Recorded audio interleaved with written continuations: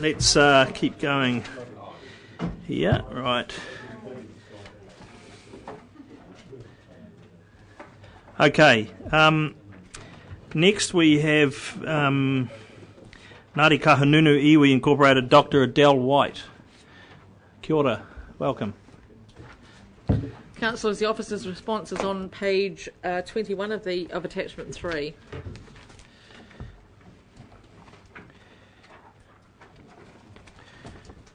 Okay. Kia ora, Adele, and 10 minutes.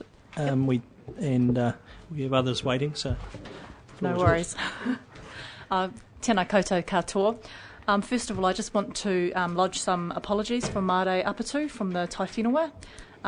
He's tied up with other matters this afternoon, but we've talked about what I'm about to say today, and he's happy, so if we could just take that into consideration. Thank you. So I have the officer's report, and I'm just basically going to start at the top and make my way down. I think that's the easiest way. I should just reiterate for those of you that don't know, I'm Dr. Adele Whyte. I'm the Director of our Fisheries and Environment Unit, and also at the moment I'm Acting CEO of Ngati Kahungunu Iwi Incorporated. Okay, so number one, annual plan and budget should include meaningful engagement with iwi via regular conversations with senior HBRC staff and management. Well, we acknowledge that these do happen from time to time, and we have found staff to be very helpful. We'd quite like these to be more scheduled, sort of maybe on a quarterly basis, and so that all upcoming items can be sort of packaged, I guess, so that we're not dealing with things on an ad hoc manner. So that's basically what that's about. Number two alludes to direct input to plan changes and policy rather through the submission process.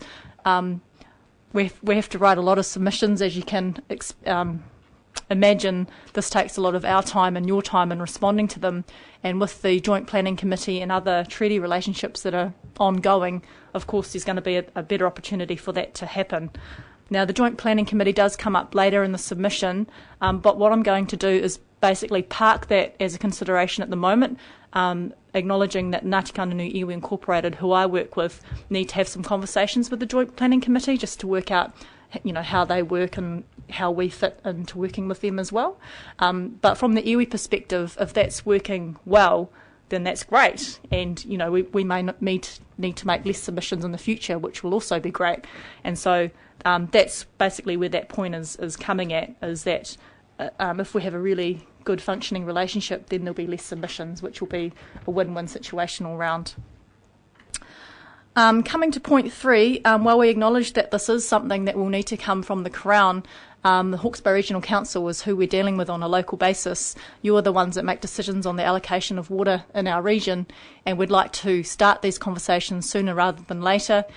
We have been dealing with the Crown at the Iwi Leaders Forum level, so working with Minister Amy Adams and Crown officials, and so we know that some discussions on iwi allocation have already started, although I understand it is on their work plan for later in the year. I think, again, it just makes sense for us to be considering these earlier rather than later, so we can actually work out how to best implement these for ourselves in the Hawke's Bay region.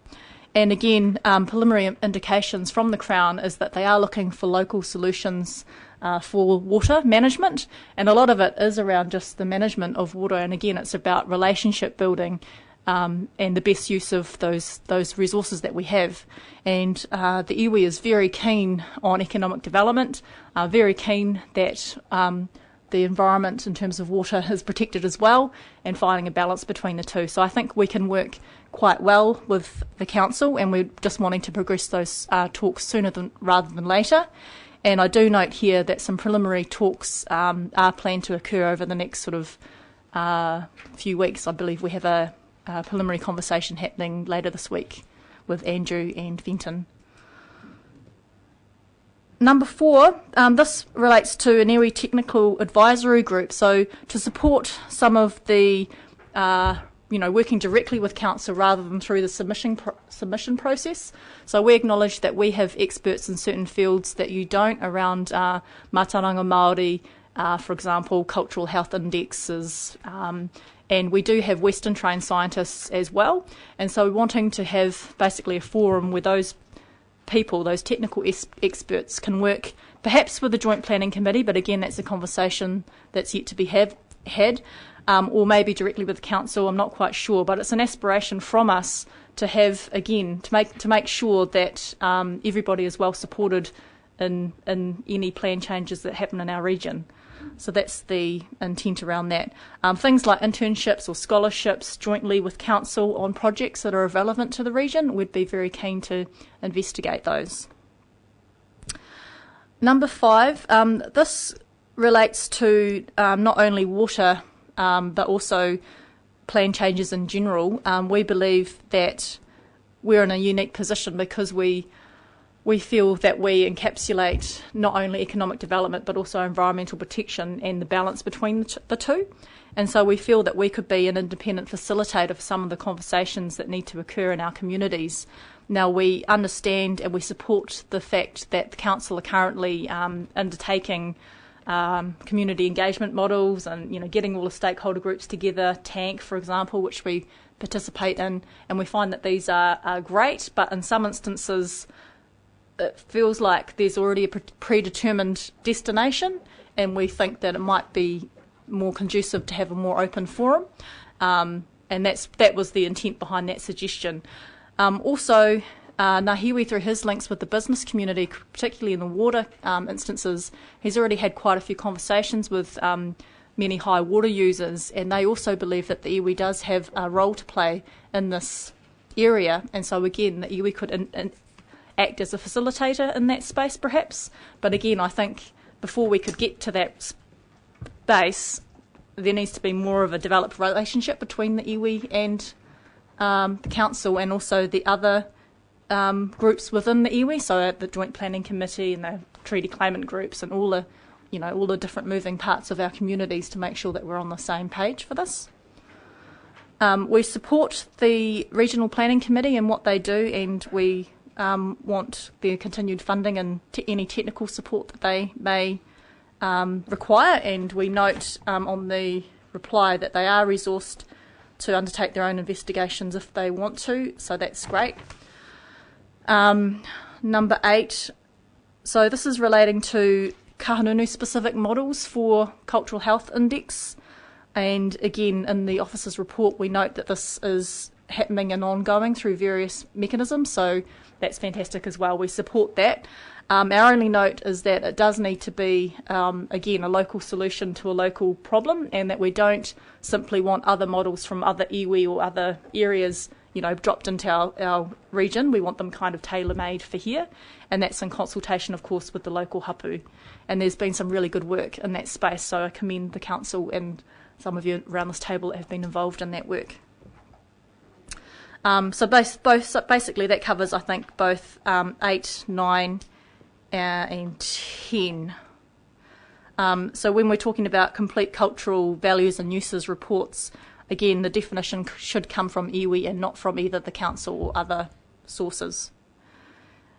And the final point, this is just picking up on any existing reports that have been put out by the iwi should be considered and acted upon in terms of the council in their work, rather than us having to resubmit things that we've already submitted or covered.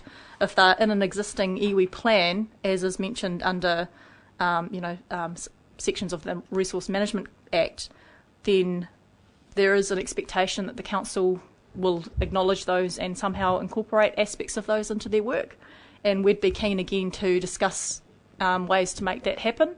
So I'm particularly thinking about the Taonga Toko Ihu report that some of you may be aware of, the Ngati Kahungunu Iwi 25-year vision, and Kahungunu Kiuta, Kahungunu Kitai, which is the marine and freshwater strategy. And there's aspects of that I know some of your staff are familiar with, and it'll be good from our perspective to see some of those aspirations flowing through into the plan changes from the council. So just coming into the comments from the staff, I think we've actually also already covered those as we've gone through. So So I don't wish to comment any further on that, and I'm open to taking any questions. Could I kick off by just asking, what is your understanding about the Joint Planning Committee? Without, I know you haven't had your conversation yet, but yeah. I guess the problem that I'm having is that I'm hearing conflicting reports, and so I just want to get an accurate picture from the Joint Planning Committee, members of the Joint Planning Committee, so that I can reconcile what it actually is versus, people kind of saying, oh, well, they should be doing this, or are they able to do this? And I don't know the answer, and so that's part of the discussion, I think. So in saying that, did you have the support of all the groups in this submission? We do have the support of the Heretaunga Tai Whenua and the marae that make up the Heretaunga Tai Whenua. It's a little bit complicated because we also have He Tō Takitini, which is Heretaunga Tai Whenua, or some of the marae within that area, as well as the Tamatea area, which is another area slightly. So I think most of the general statements, I think most marae would agree with those. They want things like cultural health indexes, and they want to be involved in the health and management of their rivers. I think they do want to understand more about the Joint Planning Committee, what their role is, what they can and can't do, and if there's anything that the Iwi Incorporated can do to support the Joint Planning Committee. That's what I'm particularly interested in. We should be working together, and that's why we need to meet with them and talk to them and, come to some kind of, understanding. Because at the moment, when there's been a couple of instances lately where we've obviously miscommunicated, we haven't communicated, and so we've kind of, I think we want the same aspirations, but... Right. Yeah. My understanding at marae hapu level, there is quite an understanding, certainly through the Tai Whenua group, that... is represented here in the Māori committee. Mm-hmm. I'm struggling to see the disconnect. Well, maybe it's more from the Iwi Inc. perspective then that because we talk with our Iwi and the marae and hapu as well, and so the Joint Planning Committee. So that's cool. So whether we're talking to the same people, which we should be, or whether they're slightly different groups of people but belonging to the same marae, I'm not sure. So again, that's something we need to clarify. But we definitely, we're not we don't making these submissions lightly. We don't pull things from thin air. They are real genuine concerns that we hear from people on the ground, and it's our role, our duty as Ngati Kahungunu Iwi Inc. to advocate on behalf of those people, and so that's what we've been doing, and that's what we'll continue to do, and until we're satisfied that, if the Joint Planning Committee's doing that, then that's great, that's kei te pai, and but we need to have that conversation. Yeah. Yes, Doctor. Do you think you've got the expertise, and you're talking about meeting with the senior managers and that, in Niki, or do you have to go outside? And I'm saying this in the kindest way, knowing that only probably yourself and one other have got that ecological know-how, yep. And you already run off your feet. Yep, I think you're right. The types of conversations that we need to have, you do need to have a bit of ecological background. So my team, there's myself, and many of you will be familiar with Ngāi Tiuka as well. And so we'd probably be the primary two people that would be meeting.